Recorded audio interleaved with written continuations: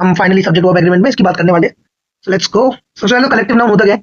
Collective noun is nothing but a name of a group, है ना, name of a group जिसको हम singular treat करते हैं, ठीक है, क्योंकि ये ग्रुप का नाम है, एक ग्रुप का नाम है, ठीक है, उसको हम ट्रीट जनरली सिंगुलर करते हैं। लेकिन हम उसको सिंगुलर कब ट्रीट करेंगे और प्लूरल कब ट्रीट करेंगे, उसके पीछे भी कुछ रूल्स हैं जो हमें अभी समझने हैं। सबसे पहले तो ये रूल है कि when the members of a collective noun, जब कलेक्टिव नाउन के members are performing an action as individuals, use a plural verb.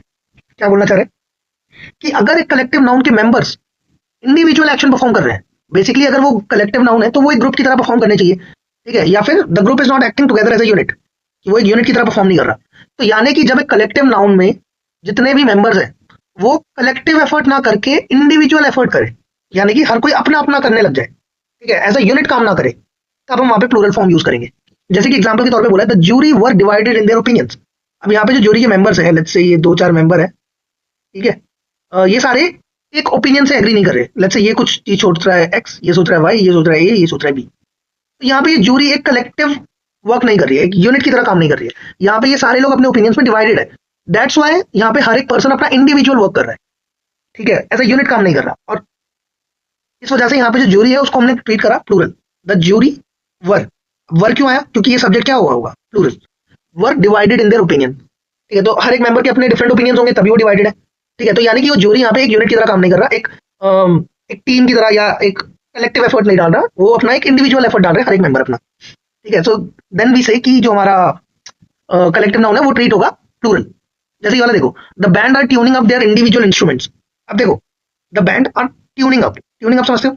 जैसे मान लो अगर एक बैंड में एक गिटारिस्ट है, उसका ट्यून करने का तरीका अलग होगा, लाइक उसमें क्या होता है, आई डोंट नो, उसको घुमाने से वो ट्यून होता है, ठीक है, तो उसका ट्यून करने का तरीका अलग होगा। एक पियानो बजाने वाले का ट्यून करने का तरीका अलग होगा, किसी और इंस्ट्रूमेंट का ट्यून करने का तरीका अलग होगा।